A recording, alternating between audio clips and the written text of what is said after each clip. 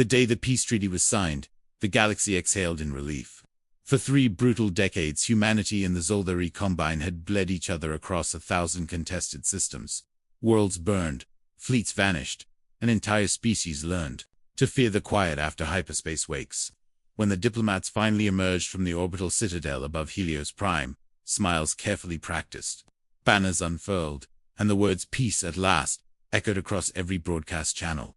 The Zol delegation spoke of reconciliation, shared prosperity, and mutual survival in a dangerous universe. They praised human resilience, honored the fallen, and offered the treaty as proof that even Deathworlders could learn restraint. The galaxy applauded. Human leaders nodded, signed, and shook hands beneath alien eyes and recording drones. But, beneath the surface, humanity did not celebrate. They had seen this before. In the archives of their own history, treaties signed under duress, often concealed blades, sharpened in secret. Every clause was read not once but 100 times, parsed by linguists, strategists, historians, and artificial intelligences older than some colonies. The wording was elegant, generous, and dangerously vague.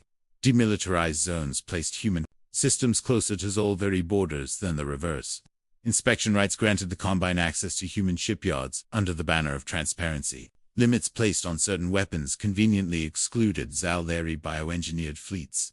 To the rest of the galaxy, it was compromise. To humanity, it was a countdown.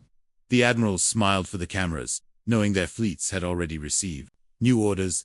The engineers applauded while quietly rerouting production lines underground. The scientists toasted peace while accelerating classified research projects labeled disaster prevention. Humanity remembered something most of the galaxy had forgotten. Predators rarely announced their hunt. The treaty ceremonies lasted a week, filled with speeches, cultural exchanges, and symbolic dismantling of weapons platforms. Human dreadnoughts were cut apart in orbit, their hulks drifting as monuments to peace. The Combine praised this as a sign of trust. What they did not know was that those holes were empty shells, stripped long before the cameras arrived. The real fleets slipped silently into the dark between stars. Humanity had not come to the negotiating table to end the war. They had come to decide when the next one would begin. Asterisk, while the galaxy dismantled its war footing, humanity accelerated theirs in ways no treaty could prohibit. Civilian infrastructure budgets quietly tripled. Mining colonies expanded under the justification of economic recovery.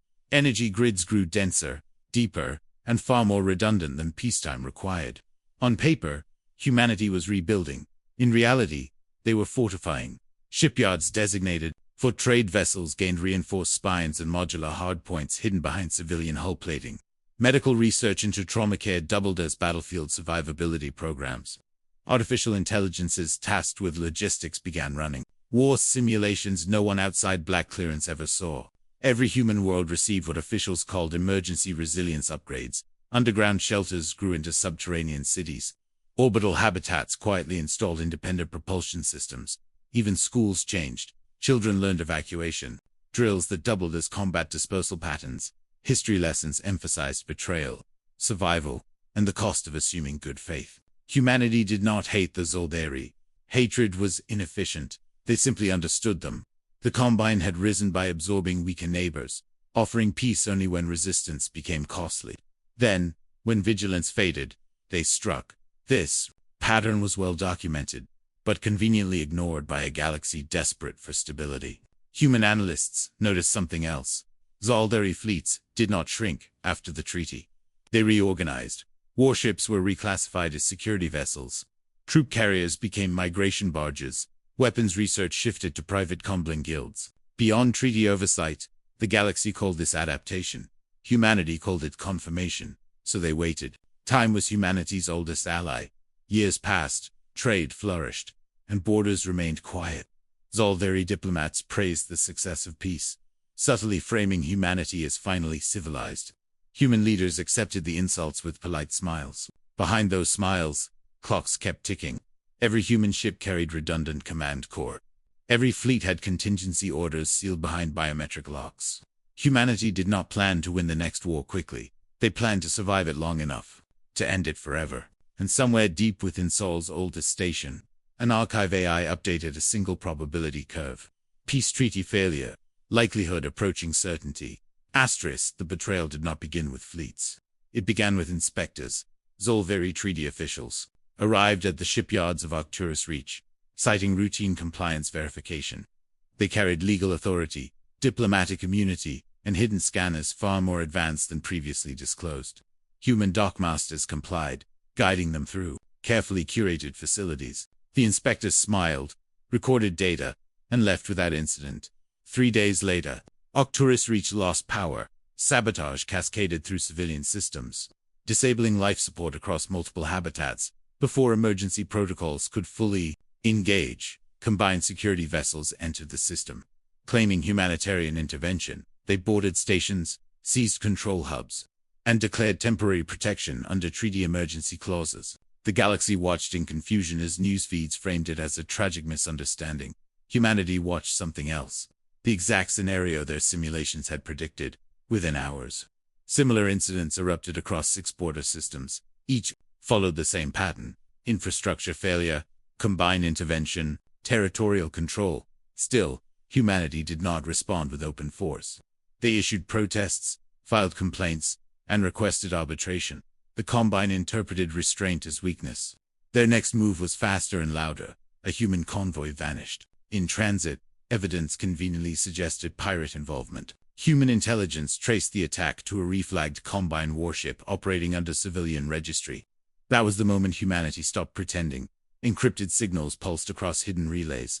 Dormant fleets powered up. Civilian vessels shed hull plates to reveal weapon arrays. AI command cores unlocked long-sealed directives. The galaxy awoke to a truth it had ignored. Peace had never existed. It had only been delayed. Asterisk, when humanity finally moved, it was not with rage, but precision.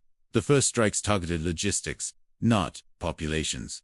Zalveri supply hubs collapsed in synchronized failures. Jump gates flickered offline, trapping fleets mid-deployment. Human cyber warfare units turned combined command networks against themselves. Orders contradicted. Reinforcements vanished. And entire armadas waited for commands that would never arrive. The galaxy was stunned. Human fleets appeared, where treaties said none should exist. Weapons outlawed by peace accords fired with terrifying efficiency. The Combine accused humanity of treachery. Human diplomats replied by releasing decades of archived evidence, sabotaged records, intercepted communications, predictive models proving the treaty was designed to fail. The narrative shattered overnight. Neutral worlds realized they had not been spared by peace. They had simply not been chosen yet. The war did not consume everything. Humanity avoided scorched earth tactics.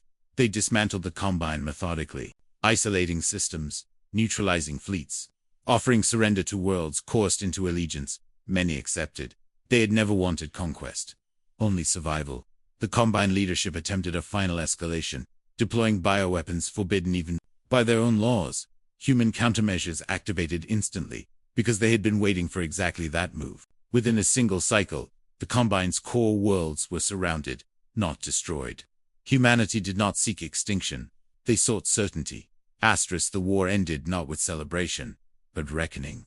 The galaxy demanded to know how humanity had seen the betrayal coming. Human representatives answered honestly. We assumed you would fail us, because history says someone always does.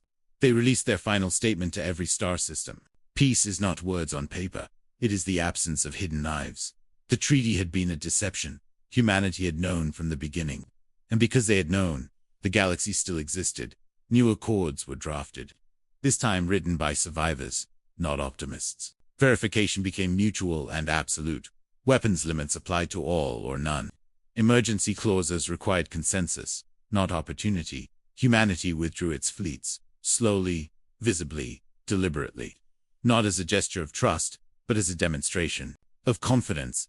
They had won not because they were strong, but because they planned for the moment peace would fail, and across the stars. Civilizations learned a dangerous lesson. Never mistake human patience for belief.